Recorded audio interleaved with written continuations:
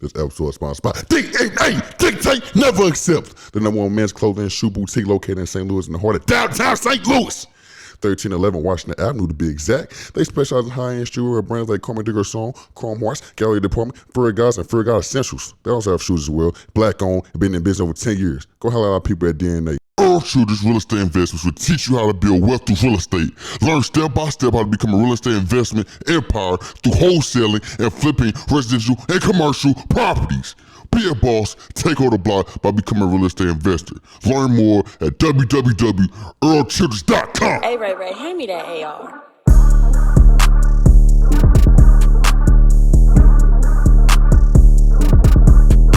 You are now listening to Off the Rip.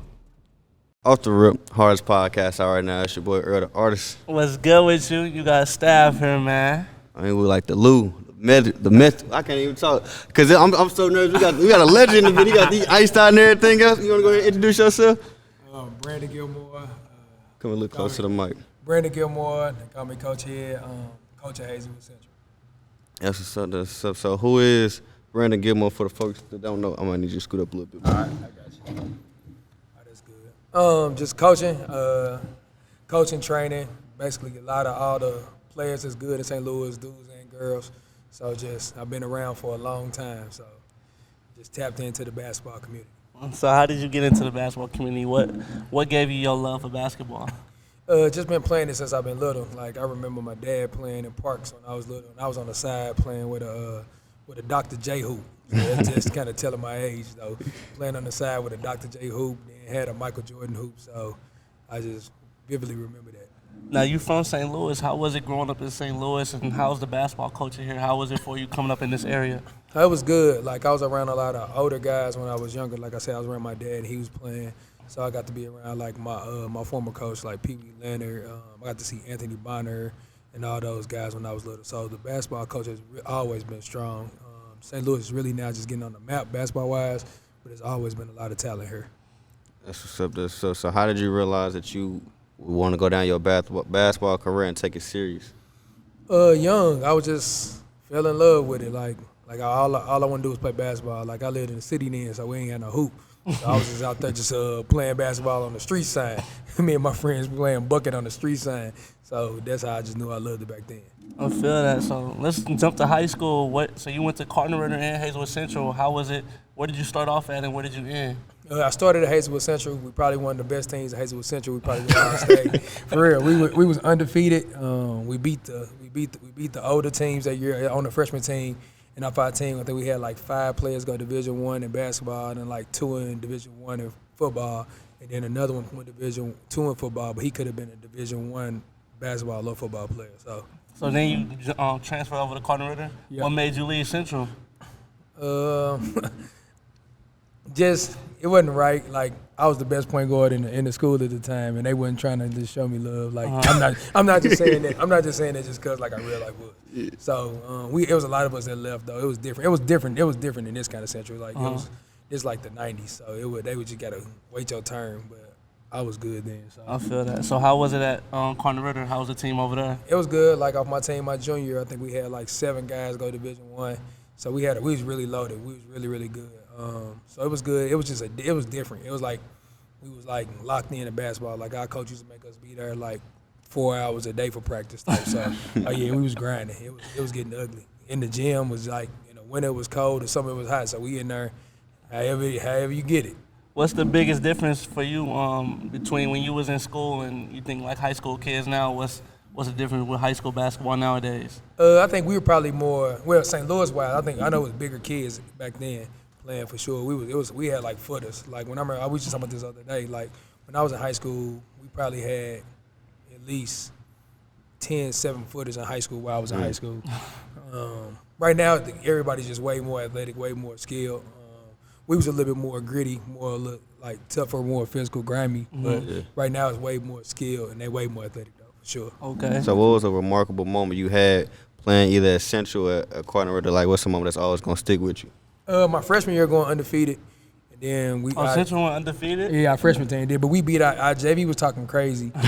And we had to come up here on a Saturday and we slapped them up by like 25, like real quick. So our varsity was talking crazy.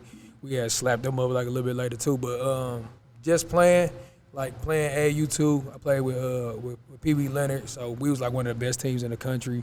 Like I blew up a couple summers, I had a couple good summers playing AAU with him. So yeah, I remember all that though. I've been tapped in with the best. Like a lot of dudes coaching that I grew up playing against, like Brian Turner at St. Mary's, Ryan Johnson, Courtney Ritter. They all was on my team growing up. Like so, it's all guys I grew up playing with. Okay. So who was like some of like NBA players or guys you try to mimic and imitate their style into yours? Back then it was Isaiah Thomas. Okay, I can see that. I thought I wanted to be Isaiah Thomas. Like, and then I was kind of, I don't know. Back then I was kind of tall. I was probably I was this height, 7th grade. So I used to love Jalen Rose. I thought I was gonna be like 6'6". I was big. So I thought I was gonna be Jalen Rose. So I was Isaiah Thomas. Then I realized I'm kind of tall. Then it was him. Then I started doing like Damon Stoudemire and all them guys was like my favorite players. Okay. So how did Duquesne find you? How was the recruitment going into college and everything? How was that for you? It was up and down. Like my sophomore year was real hot. Like I went to nationals, had a really good nationals, and I had a terrible junior year. I think I averaged probably 5 points. We was good though, but I averaged 5 points, 5 assists. But we had so many people that I couldn't really get loose. And then I had a lot going on that summer, so my stuff kind of fell off. And then for Duquesne, one of the coaches, one of the best players in school history, his brother came down just to watch our practice. And I was hooping. And, he called the coach like, "Hey, I need a point guard. I got one down here for you." So it was starting to pick back. It had picked back up by then, but I just wanted to do something different. Like some of my friends would go some other places that I kind of wanted to go with them, but I just wanted to do my own thing. I feel that. So at Duquesne, how was the experience in college and your career there? It was tough. Like it was full-time basketball. It was probably the first time in my life I didn't play. So I just lived in the gym. Like my freshman year, I really didn't play a lot. So I just had to get in the gym. Like I was going down there getting extra shots. I was playing in the intramural league. I found some little dudes on my floor that played soccer. They like basketball. I was going down there hooping with them. I was just hooping. So then I just kept getting better. And like when I came home that summer, I just kept working, and finally, it worked out for me though. I feel that. It was tough at first though. I was like, I remember my dad was like, "You picked that school, you got to stay." I was ready to go. This was my first time not playing, so in my life. So it was an adjustment for sure. I feel that. So talk about the transfer portal a little bit, because I like that you stayed at Duquesne. What's up with all these kids transferring and everything? How do you feel about that? Is it a good or bad thing? It's a little bit of both. Like, it's good for some players. Some people need new restarts. Like, you know what I'm saying? Some people need new environments. But then sometimes you got to just learn how to tough situations out in life. So it's kind of like a little bit of both. You know what I'm saying? Like, kids going to try to find – everybody wants to be courted. Like, men, women, everybody wants to be loved and feel appreciated. So if you ain't feeling that, you might want to try to go get some love somewhere else. So that's kind of how it is. And then with this NIL stuff, like, you got to get paid too. You got to make sense. You got to make money. Yeah. So talk a little bit about that transition from high school ball to college ball. Like, what were some of the differences and what were some of the challenges you had to overcome to compete at that high level? They was just bigger. Everybody was just bigger and faster and more athletic. Like, I remember I got in the game my freshman year. We played Temple. They had a big dude, 6'10", 320. So I went into him, tried to draw some contact, laid it up. I fell. I looked at the ref. He's like, "You had no reason going down. Get up." He looked at me like, "Hey." So I had to work on my floaters. Yeah. You know what I'm saying? So it was just bigger, faster, more athletic kids. Like I was never super athletic, but I was kind of quick and strong. Mm-hmm. But they were just so big though. And me being a point guard. But I wasn't super fast. So it was a lot of little bitty fast dudes and big dudes. So I had to find my way. So I just had to be just tougher than everybody for real. So you go ahead. No, you go. I was about to say, so at Duquesne, how did you get into coaching? Like, what did you major in? I majored in sports management, sports marketing. I wanted to be a sports agent. So when I got done with school, I was like, I didn't know what I wanted to do. So I was just chilling for a minute, just trying to find my way. I had moved to Columbia to go to school for a minute. Then I was like, I came back home. So I was trying to go down to Coach Courtney Ritter, but the coach wasn't messing with me at the time. So he was not messing with me. So I came up here. We used to come up. I was always used to come up here and hoop. Mm-hmm. Like when we come back for Christmas, Coach Martin used to have us play against the team. So I asked him, "Can I just get on the staff?" I'm like, "You ain't got to pay me or nothing." And he let me in the staff, and I've been here for. It's gonna be my 17th year here. Oh yeah, congrats on that. That's a long time.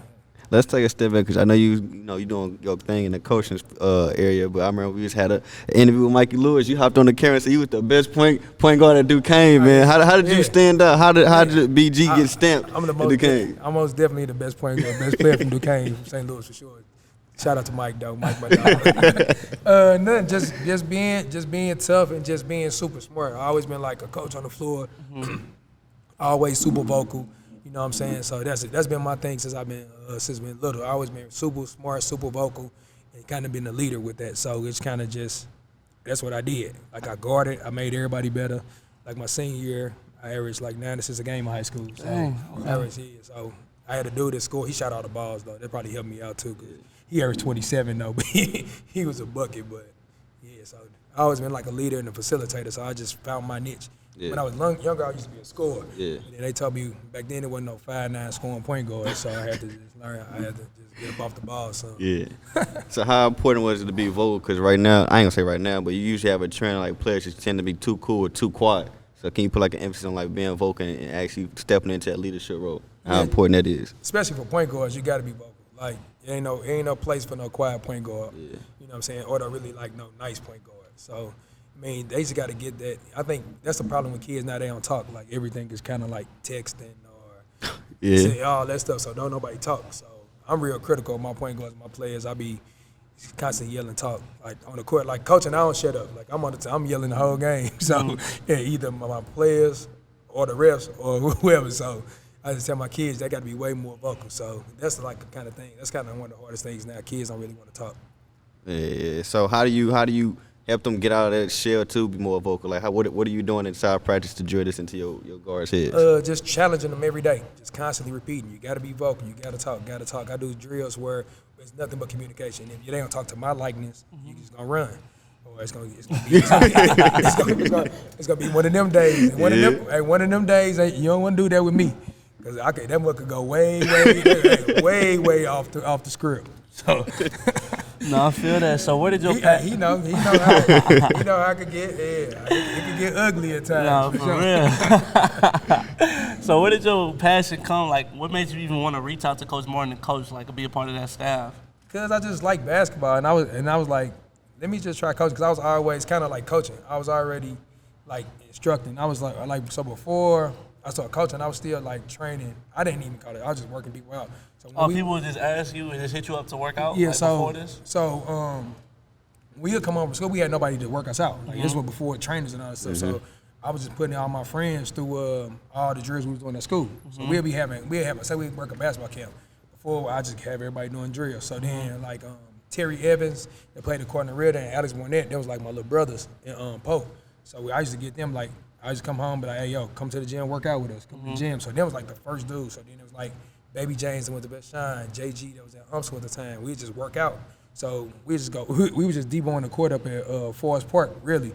And then we went from like 3 people to 6 people to 9 people to one day it was like 20 people doing drills. We was on one basket. Like this, I ain't had no script or nothing.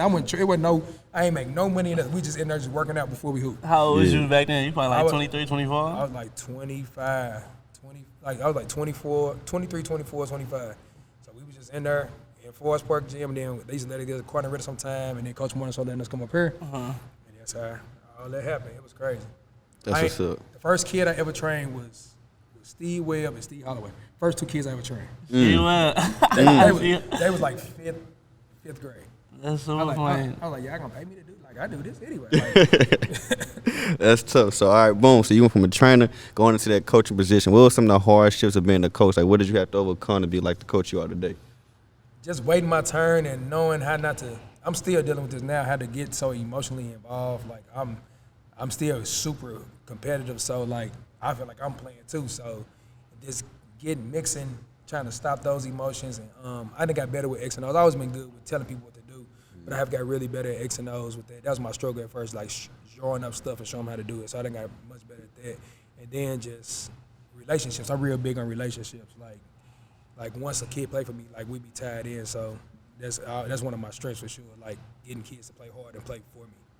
I definitely feel that. So we know they're called Brad Bill Elite right now, but they used to be called the St. Louis Eagles. How did you get tied in with them, and how did you start coaching with that organization? Somebody just reached out to me and like, hey, I had reached out to, I reached out to somebody that like, y'all need a coach, and they was like, yeah. So it's volunteer anyway. So they like, come on. So I remember I was just going to practice, then they have a coach one trip, and I went to Nashville with them, and I guess I did good, and I just been on ever since. So that was good, just getting like coaching like better kids. You know what I'm saying? Like your high school gonna be good, of course, but this is like coaching with and coaching against like nationally ranked players. It was like completely different. Like seeing like Austin Rivers when he in middle school, like in young in school, seeing I never coached so many players. I'm trying to think who the first one I was like. I don't know. It's been so long. I've been coaching AU since 2009. Since like Deshaun Cooper was in going into his senior. That was my first. Him and Brian Allen. Oh, he played with the Eagles back then? Yeah. Okay. Yeah, so Coop and BA then was the first team I coached with. Then I started bouncing around. I was just bouncing around. All the staff just helping them out. Yeah. So who was a sleeper player that you was, I ain't gonna say surprised, but like was kind of slept on underneath the radar that just kind of went crazy and just went league bound? I didn't think Tim Hardaway was gonna be that good. He was at camp. I just thought he was up. Devin Booker. Devin Booker. When he was 15, I was like, When he's 16, I'm like, he better, but When he's 17, I'm like, all right, he good, but he ain't Kentucky good. He said Kentucky. Then he go to Kentucky. I'm like, Devin Booker for sure. Killing. I wasn't expecting it. I seen Devin Booker every year. His freshman year, I'm like, because one of my homeboys used to be with the team he was with. I'm like, And I'm like, okay. Then he kept getting better though. But my homeboy was telling me he was just in the lab though, like in the lab twice a day. He in the lab 6 in the morning. He back in the lab after that he did. And he playing with grown people in the evening. Like Devin Booker for sure.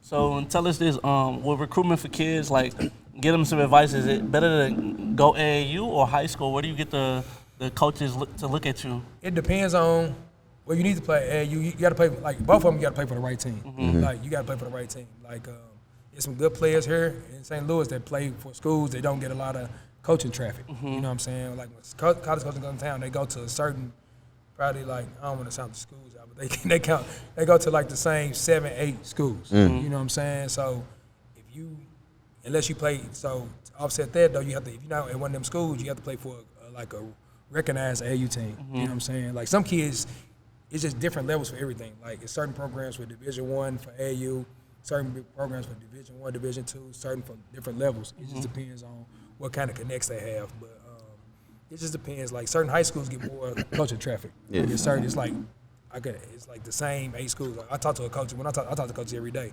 So I be like, where you going? I'm gonna come out here. I'm gonna go by there. I'm gonna go by there. It's the same schools. So it's like, you know what I'm saying? So some kids get kind of like under recruited. It be messed up. And then you can't have kids. So if a kid play at my school, so a kid go to another school, he can't come play at my school when coaches come until after his senior year. Got you. So it kind of hurts kids. Yeah, watch your core staff. But I got a question for you. So how big is social media in the recruitment process? Like with these hoop mixtapes and Ballers Life, is that a big thing if you're not going to the bigger school or playing with like a well-known AU program? Yeah, you gotta get your film out there. You gotta have film online and on call. Like a coach called me, be like, hey coach, I need a point guard. Well, I don't got one in this class, but I know one at this school. I had to text the kid or find the kid social media. Hey, you got film posted? All right, cool. Send it to me so I can send it to the coach. So a lot of stuff be word of mouth, so you got to have stuff ready. Like even like going from high school to college, then some schools, like even when you go into college, you want to transfer, or you're at a junior college, you got to have your film ready. Right, right. Everybody looking. They on Twitter following, like our school page. It's a gang of coaches that follow. So I try to post as much as I can. Like it be kind of overwhelming sometimes. Yeah. So with the recruiting process and social media being a big part of today's recruitment process, so how was it back in the day when you don't have a cameraman getting all these mixtapes and edits and where it makes like you making every shot with maybe everybody in the games? We ain't had no cameraman like that. Our shirt was straight VHS. It is what it is. It wasn't. I don't even know how to make. I ain't know how to make no highlight. All our stuff was like either literally sending film, or like sending the recruitment letters, or like word of mouth. You got to go to camps. Like back then, the big camp was like 5-star, so you had to go to 5-star.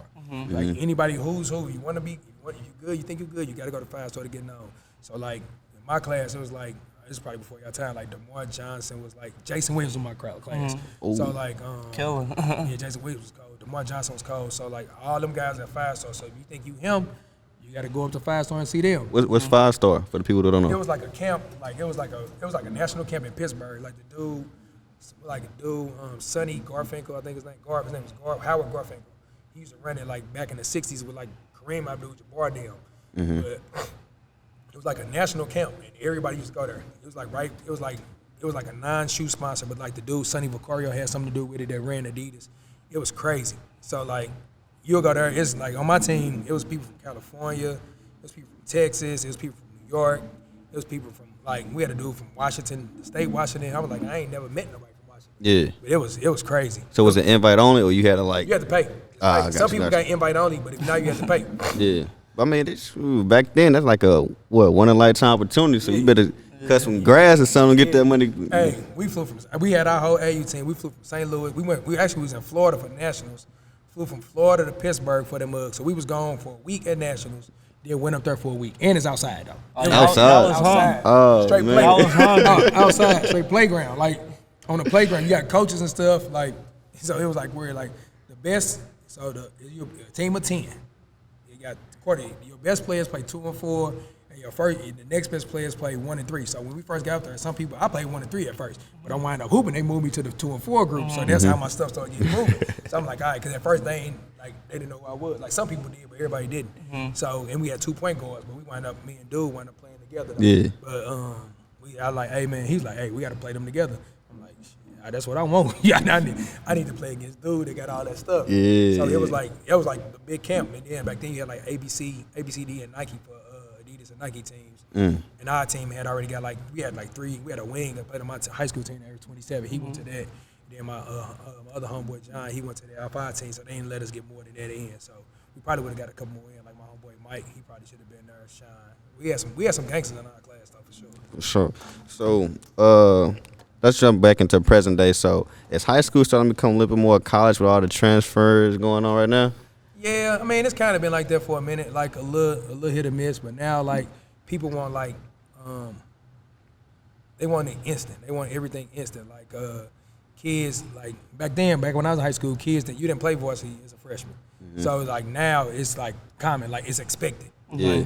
Like we was good. Like my class was good. And none of us played. In my class in St. Louis, probably like 5 freshmen that played varsity their freshman year. And we probably wound up having probably about 27 Division I kids in my grade.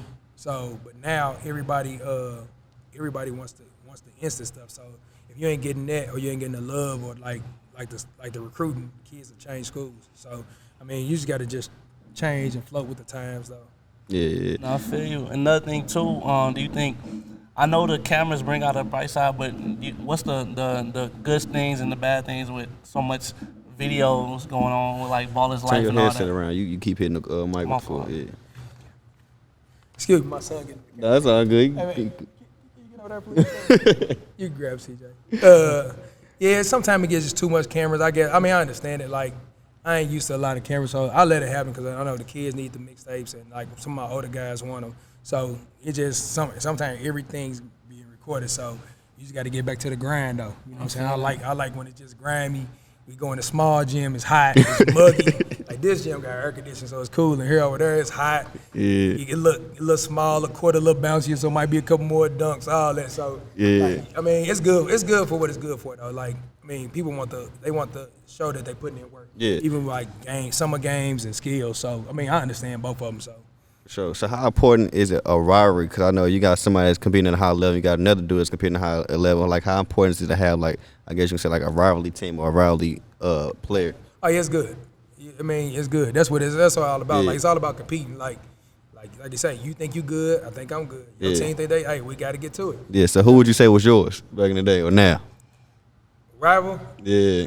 Man, I got to coach them. I got a lot of rivals. I got to knock some more people off, though. I knock them out. I got to coach them.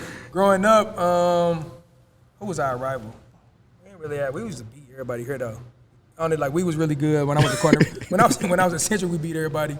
When I was at Corner Ritter, we beat everybody. When we lost, we lost like Best Shine by 3. But like we beat everybody else though. Like we played like kind of like a national schedule back then. Oh, that's So what's like up. we was with it though. We was with it though. We ain't lose too many games in St. Louis. I probably lost in high school. I probably lost about 6 games in St. Louis. I feel that. So who's your? Who Oh, you think- Luther. I ain't like Luther North though. I'll tell you that. Why you ain't like Luther? I ain't like Luther North. I ain't like them. I ain't like them. I can tell you that. That's what I didn't like. And my little brother was on that team. He was a freshman. Tony Iron. He was a freshman on that team. We played them. So yeah, I ain't rocking with Luther North though. Yes, I can tell you. At Corner Ready, yeah, for sure. All right. So as an upcoming coach, we all know, like you said, it's probably like 7 to 8 schools here locally. That's like a powerhouse. So it's that school that's trying to build up a powerhouse team. How do they go about doing it? Like, how do you become a powerhouse in the league? You gotta get them kids young. You gotta get them young. That's what it is. Like you get them young, and they might take their lumps early, but they develop over time. But some, like you know what I'm saying, sometimes it doesn't happen like that. Sometimes they just don't never turn that corner. There's been a lot of teams like that where they might have one good class go through, then it drop back down. Yeah. Like it's hard to continue the success. Like it's not too many programs that had continued success over the years. You know what I'm saying? Some you'll get 1 or 2 years, and then it's back to what it was. So it's just hard. I mean, especially, but right now St. Louis is different though. The climate in St. Louis is changing. It's turning into like a private school city. You know what I'm saying? Back when we went to Corner Ready, it wasn't too many people going to private schools. Right. Like especially a lot of black basketball players. They was either going to Corner Ready, some would go to Luther and North, and then like you had like Larry and RJ and him at CBC. Like it wasn't nothing like that at DeSmet. It wasn't all the other schools. Like you got all the other schools. Like it was like all the MCC schools. It wasn't none of us there. So it was very few when I was in high school. The only one that probably did was CBC. And they was like one of the better ones. So when you looking for kids like with AAU or high school, what are you looking for personally as a coach? Just kids that's tough, that want to get better, like just get in the gym and get better. Like, you know what I'm saying? Like with us, we like, you know what I'm saying, we gotta take who come here, like, you know what I'm saying, we probably lose more kids in the area than anybody. Like How's it? just cause it's a rich, talented area, like in basketball, football. Like every school, every private school, you know, got players from that supposed to go to Hazel Central in football and basketball. I can see that. And girls stuff too. So I mean, it is what it is. We done lost a couple kids, but we still been ticking and hope. We still been ticking and grinding. So you know what I'm saying, that's a testament to my kids though. Like the kids that come here, we gonna work, we gonna grind it out and get better. Like it is what it is. So just gotta be tough and ready to compete. And you gotta be mentally. We gonna challenge you mentally a lot, mentally, emotionally, and physically. So, but it's gonna make you better in the long run. Like I'm real demanding, but I'm real passionate about my kids. Like, so I might get on you, but can't nobody else get on you. Like our staff can get on you, but can't nobody else say nothing to you. You know what I'm saying? Like I'm real defensive. Like I go, y'all know how I go. I get to it for that. So I feel that. I get to it for that. So what's some of your highlights being a coach for Hazelwood Central here? What's some moments you memorized that will last forever? When we made it to state 2014, that was one of them. I remember a lot of the bad stuff too though.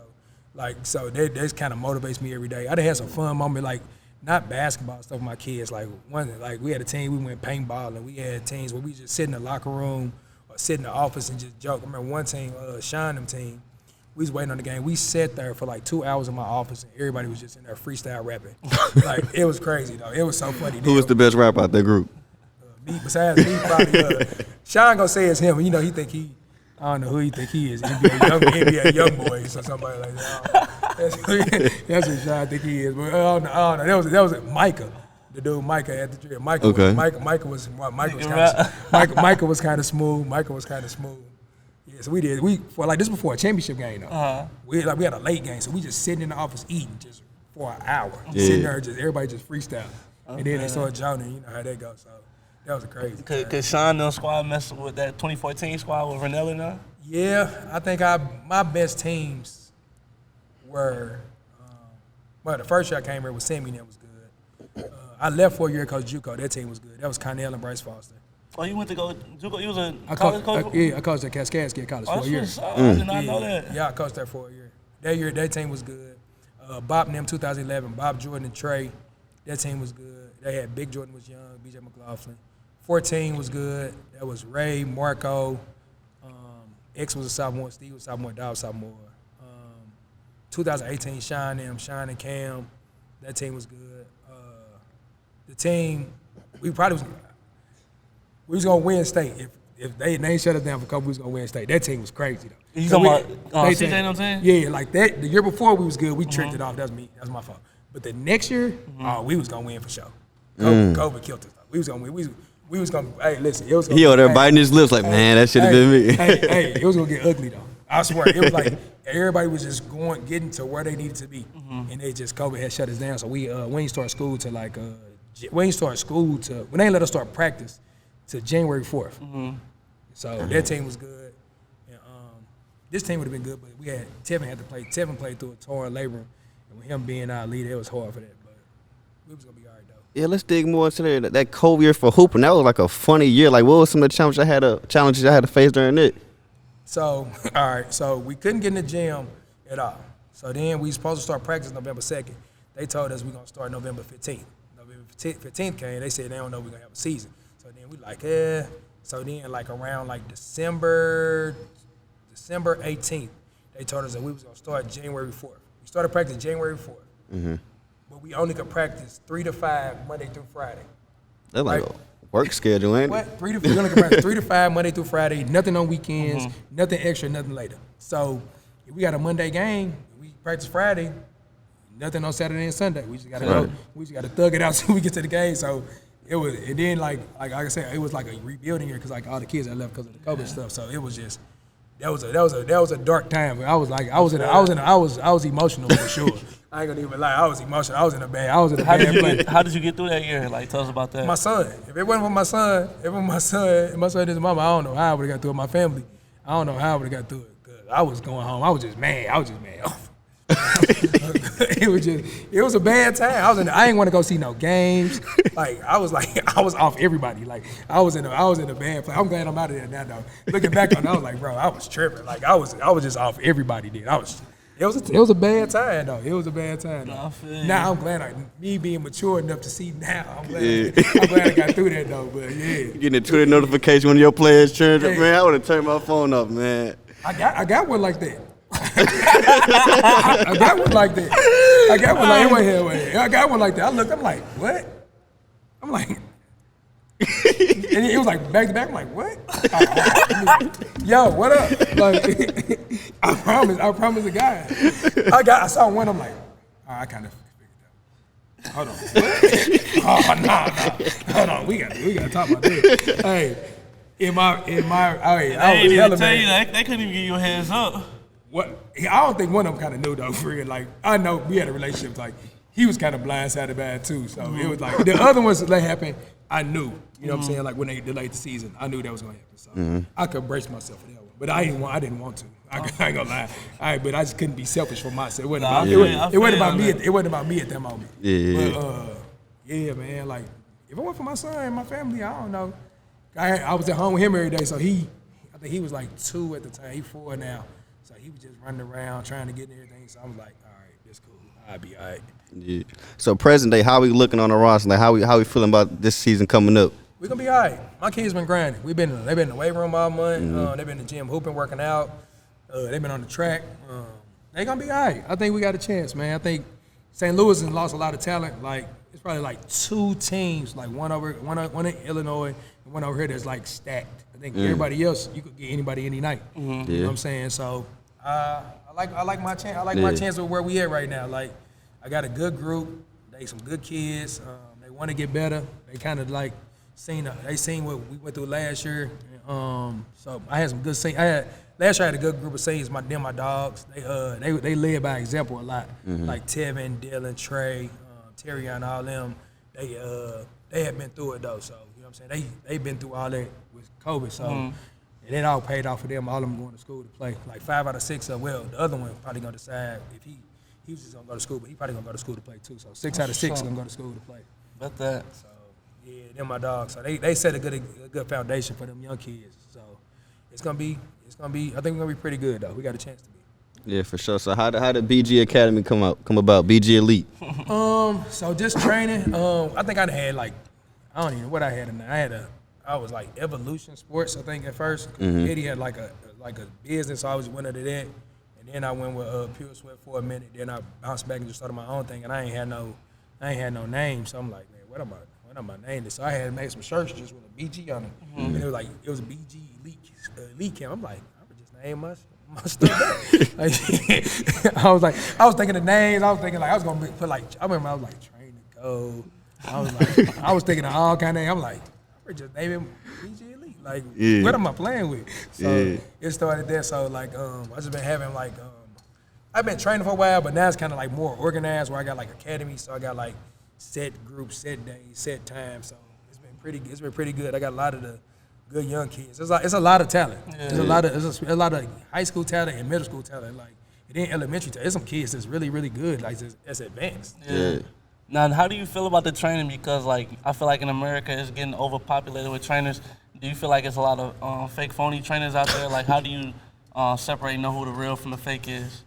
It's a lot of gimmicky stuff. Like I didn't say some bad stuff. Like I ain't trying to. I didn't look this up like, bro, what is that? Like I didn't see it with my own eyes. Like, hey, yo, like. They need to stop. Yeah, what do that correlate to? That's good. Like it got to make sense though. I mean, it's good in this band. I think kids need to go to the right people. They don't need to overtrain. They need to get in probably a couple days a week to get with somebody who's working on the right stuff. But then they need to play too. Like it ain't enough just kids going to play with older kids or just going to hoop. You know what I'm saying? Just go to hoop and figure out, all right, what do I do well to get me on the court and to give me wins? Like they don't understand that. They just if you don't put them in practice or training, like that's why I don't really just like dummy training. You gotta make them be able to like counters. Like you can't just script everything out for them. You know what I'm saying? They gotta just start filling it out. But it's kind of like a double-edged sword. Like that's why everybody's so skilled. Yeah. You know what I'm saying? Everybody's so skilled now. They just gotta learn how to make everything tie in together. Gotcha. I think more older kids do because they just know what to work on, how to piece it into their game. I think a lot of little kids, they just be out there just I be like, whoa, relax. Like, like what are you doing? So like as a newbie, like you seeing all these trainers on the gram and things that nature, like what indicates a bad trainer from a good trainer? Like if I haven't like played basketball, but I want to get into basketball and I know I need to get a trainer, like how do I know who's a good trainer as opposed to a bad trainer? You won't. That's why you got to have a good circle around you to put you around the right people. You know what I'm saying? Like in St. Louis, there's a lot of different dudes that do a good job. You know what I'm saying? Like some people out there used to work out with me, they got their own thing now. They do a good job too. So like if I ain't available, like I can say I send my kid to Rashad. I send my kid to Baker to work out. You know what I'm saying? Because I know they do a good job. So like it's just certain people that I trust. Like like me, like my kid. I call my kids my high school kids.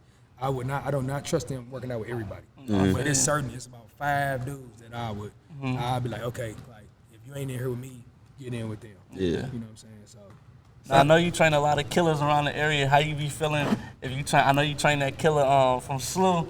He blowing up the I think his name Nick Kramer or something. Yeah. How you feel like if he come to Central and go crazy? How it be making you feel? When they playing against us? Yeah. Oh man, I done lost to so many kids I done played. I mean, oh my God. I did that one. Hey, listen. So I was still training kids. When I was training, you was working out with Damo. I was still working out with Damo. He was at McClure North, and I worked him out that week. When I say he went crazy on us for 30 doing the same thing we worked on, I said never again. Never again. Also during the season, you cut that off? Nah, if I know we gonna play y'all, I might not see you for a month before they game. Hey, I ain't doing that no more. Hey, he gave us 30, like flashy highlight 32. I'm like, never again. I'm like, after the game, I said, bro, we play y'all in playoffs. I'm not gonna see you the whole month of February. So just go get your mind ready for that. Like we about to play, like we could have played Nick and them last year. We actually played them. I ain't seen Nick a month before that. I'm like, won't happen. He ain't getting me. Nah, that's crazy because I remember him as a youngin', his pops in there. His pops be on his head. Yeah, he's on his. He came and he grew up and went crazy. Yeah, he was in third grade. He been with me since 3rd grade. I remember his daddy. That's my dude. They was crazy. They still crazy. They're my peoples though. Yeah, Nick actually kept working and kept getting better. Like a lot of people didn't think Nick was gonna be that good, like a Division I basketball player, but Nick, he grinded it out, and now he at SLU. So I'm happy for him. Man, so how would you describe the St. Louis style of play? Because every region kind of got like their own style of play. Maybe like on the East Coast, they may attack the rim a little bit harder. I don't know. Maybe on the West Coast, they probably just straight up shooters. But how is St. Louis play style for the people who don't know? It's a mix of finesse and grit. Like West Coast, like hella like flashy. Yeah. They don't want no contact. East Coast hella just want to get to the rim. South more physical, athletic. St. Louis kind of like a melting pot. Like you get a little bit of everything. Like you gonna get a dog that's kind of skilled, they got some stuff, and they're gonna be mentally tough though. Like St. Louis basketball players is kind of the kind of kid that you want to get. Like every college coach I talk to, they be like, "What kind of like he a dog?" Like most of them, I ain't gonna say everybody. Dog. Most of them, like most of them a dog. Like you want a dog, he a dog. So you just kind of fit if he fit your program, but he gonna compete. Like you gonna be able to hold your own for sure. I definitely make it through all them runs, man. Getting your head beat by all them older dudes or whatever. You gonna learn how to eat. Hey, you gonna either sink or swim. So nowadays, I feel like the talent, I don't know, I feel like back then, after like that 2018 class, the talent stopped being as high. Do you think, what's happened to St. Louis? Do you think it fell off a little bit? No, I mean, you gotta think last class, it was a gang of Division I kids. 2022, it's a lot in St. Louis. I think now the upper class is not that talented, but like the best class in high school in St. Louis is probably the freshman to be and sophomore to be class. Okay. Like it's a lot of kids in there. Like the upper kid is just okay. Like I'm gonna be honest, it's just okay with the juniors and seniors. But like the freshmen and sophomores is good. Like it's been like classes. It's always be like a couple down years. Like it's been a couple down years. It's been hit or miss. But like last year was wound up being pretty solid. You know what I'm saying? The year before was just okay. It was like okay, but then it was like 18 was probably like the last. Now you can't say that though. With Caleb in them class. Okay. You had Caleb, Cam, Phil, Luke, Davion, Dylan. You had hella high major kids. Okay. So you know what I'm saying. So that class was loaded. So it'd be like hit or miss. I think our next big class is the 20. I'm terrible with years. 2025 class. Okay. That class is gonna be good, and the 2026 class is good. Then the 8th grade and 7th grade class are good if they keep working. I had camp like the last couple weeks. Like them kids was get to it. Training nothing but killers. They get to it like all kind of from all over though. It was they was going at it. It was super competitive. Yeah. So what was like the type of like player that's kind of like the hardest to coach? Who the hardest player I ever coached? Yeah, you can say that. Yeah. Or just in general, though, Like in general, what's like- a hard player to coach? Like, Don't listen. Don't listen. Don't listen and don't want to buy in. Don't want to buy in. Like I be telling. My thing is, I forgot more stuff than you know. Yeah. I say that all the time. You know, I forgot more basketball than you know. So if you just don't want to listen, like you got to just trust your staff. Like I've always had good staffs where it's been people that's coached for a long time that played at a high level. So and then you just got to listen and buy in, and everything can work out how it's supposed to be. Like certain kids, you stick to a plan. Like we got a plan, but different people have different plans. You stick to this plan, you'll get a goal. Your goal is to go play college basketball. You stick to that and it'll work. Yeah. You know what I'm saying? So you just got to it's going to get times where it don't go how you want it to go, but as long as you understand the process and the grind, like, yeah, I know how it is. Like, especially you, like, you know, like you grinded, your grind was, like, you probably got one of the best stories, actually, like, for real, that came through here. Like, from your freshman year to make your sophomore, to make your junior year, make your senior, like, and then get to go play in college, like, it's taxing mentally, but if you get through it, like the benefits, at the end. yeah, it's rewarding, and then like you know what I'm saying, like you feel like you can get through anything. Yeah. You know what I'm saying, like it's hard, it's hard to play high school basketball and get through. You know it too, like it's hard. Like you just gotta make you find your way in life. Though. It make you a better person for sure. Definitely, I always tell him, I say like I never redo. I feel like they just going to Central for them 4 years helped me this character building and development and stuff in my life, just who I am. I feel like it's gonna take me so far in life. I feel like I never thought, I was like, man, I don't know. When you first started, I'm like, I don't know if Eric gonna make it. I don't know if Eric gonna be able to make it. Like, I'm like, I was seeing it. Like, Eric played varsity basketball. Like, what? Eric played college basketball. Like, Eric just kept grinding. Like, it was great. It was crazy though. Like, you like, it was eye-opening. Yeah, like Eric was like, and he just kept getting better. Like, but he worked hard though. Yeah, You know what I'm saying? yeah. Like, you know what I'm saying? That's how, like, if you work hard at anything, it's gonna help you out. I think like sports is kind of like teach you that. Like, that's one thing sports has always taught me. Like, if you want something, you work hard enough, you have a really good chance to achieve it. Like, you might not get to but you're gonna achieve something. It's gonna change some kind of set effects. I tell them all the time, like whatever you kind of like learn in sports, it's gonna translate over well in life. Like if you a hard worker in the court, it's gonna show when you're trying to start a business. If you know what I'm saying, natural born leader on the court, it's gonna show when you start a business. So I know he bring this term up all the time. Them too cool players, like they just feel like they too cool to put the work in. Like what do you got to say to people that feel like they too cool? They got the talent, but they just see everybody else in the gym just putting in work, and they feel like they still can be. Like what do you say to those that's just too cool to get in the gym? You ain't the one for me.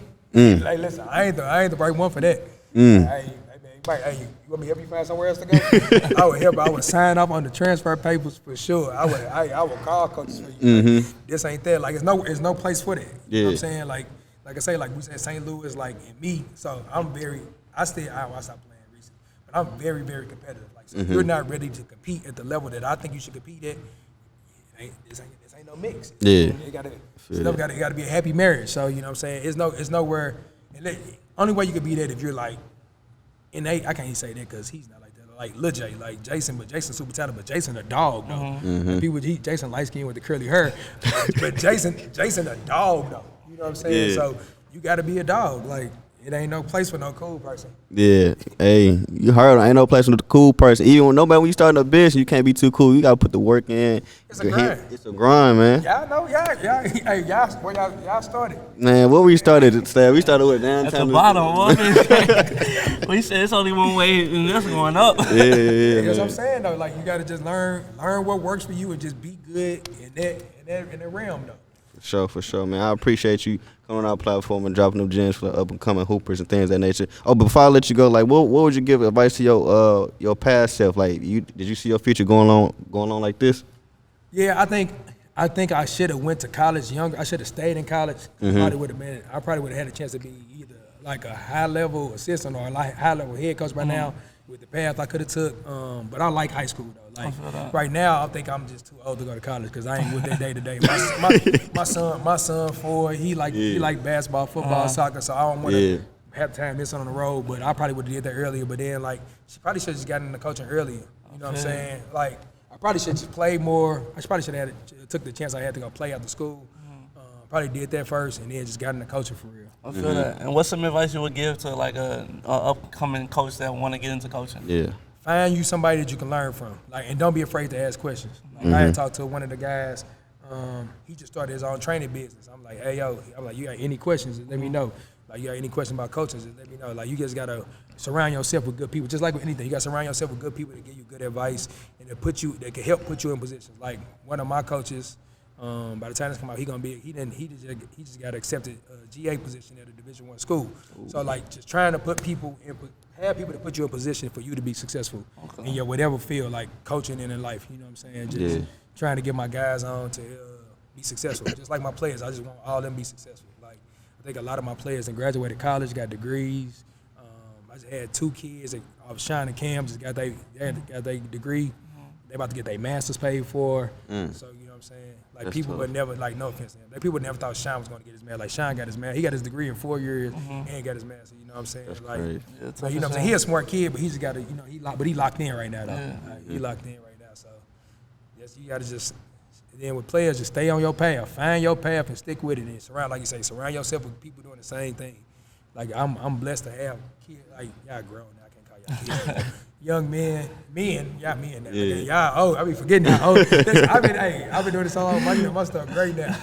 Surround yourself with people with the same kind of dreams as you. That's gonna challenge y'all. Y'all always have like a good group of friends that just challenge each other and hold each other accountable. You know what I'm saying? You got to be around them people kind of like every day though. Yeah, for sure, man. Like I said, I appreciate you coming on the platform, dropping them gems, man. What can we expect for BG in the future? Hopefully I get me a championship this year. That's my. How many you got? How many you got in there? None. Oh yeah, we gotta get you one. Gotta get me one. I told you I blew 11, blew 14, smoked that one. 16, we gonna beat right now. 18, 20, we win that CBC game, we win, and the next year I was winning for sure. So I probably should have had me about 5 of them right now. So I'm playing catch up right now though. So we gotta get to it. But just with my training stuff, I done had like 2 camps. I got another one in 2 weeks. Probably August 1st, and then just getting these kids better, getting my kids in school next year, and then getting the kids around the area better, and then working with my college guys still, make sure they got to do what they got to do. For sure. Appreciate you coming on. I appreciate y'all. Off the rip. Yes, sir. Let's get it. Off the rip.